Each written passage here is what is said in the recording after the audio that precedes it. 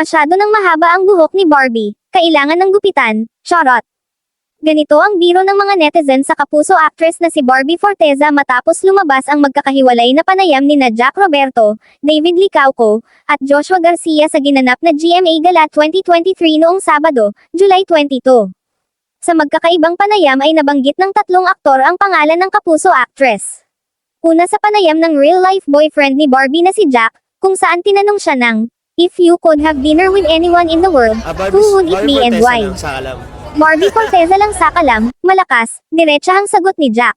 Natanong din si Barbie tungkol dito at ang sinagot niya ay ang award-winning singer-songwriter na si Taylor Swift. Saad ng kapuso actress, Taylor Swift. My gosh, hingi ako ng tiket. Kumalap ito ng samot-saring reaksyon lalo na sa co-Swifties ni Barbie na relate sa sinabi nitong pinipili niyang makadinner si Taylor para makahingi siya ng tiket sa concert nito. Agad ding ni-repost ni Barbie ang panayam ng kanyang nobyo kalakip ang caption na, "Published as is, 6 years na tayong nagdi-dinner together." Hahaha, dessert naman. Para naman sa ka-love team niyang si David, paborito niyang teleserye ang Maria Clara at Ibarra at ang mga eksena nila ni Barbie dito ang hanggang ngayon ay hindi niya makalimutan. Tanong kay David, "What is your favorite kapuso series or show of all time?" Maria Clara at Ibarra, mabilis niyang sagot. Sundot na tanong sa kanya, "Fondest memories of the show?" Nakangiting sagot ng kapuso actor, "All the scenes with Barbie Forteza." Karding, na tinutukoy ni Barbie ay ang karakter ni David sa bago nilang pagsasamahang teleserye na Maging Sino Ka Man. Maging ang kapamilya leading man na si Joshua ay napahanga rin sa charisma ni Barbie. Isa si Joshua sa mga special guest ng annual red carpet ng Kapuso Network dahil sa Unbreak My Heart, ang teleserye niyang collaboration ng ABS-CBN at GMA Network.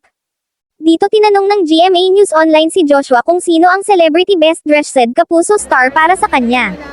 Sagot ng kapamilya actor, Barbie. "Siya yung nasa harapan ko kanina, sabi ko, ang ganda ng dress nito. Hindi siya ganun ka-flashy pero at the same time, nandun yung pagka-elegante ng babae."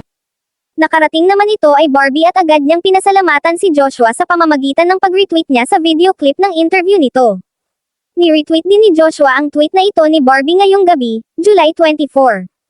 Biro niya rito, "Patip na lang po o pa 5 star, salamat po." Wink emoji. Hindi lamang iyon ang interaction ng dalawa. Bago pa man magsimula ang GMA Gala ay nagkita na sina Barbie at Joshua sa holding area bago rumampa sa red carpet sa Manila Marriott Hotel sa Pasay City. Personal pang nakuna ng Pep.ph, Philippine Entertainment Portal, ang batiyan at besuhan ng dalawa. Nakangiting pag-welcome ni Barbie kay Joshua, "Hi. Thank you for coming." Agad namang yumuko at tumanggo si Joshua na senyales ng kanyang pagpapasalamat sa mainit na pagbati ni Barbie sa kanya.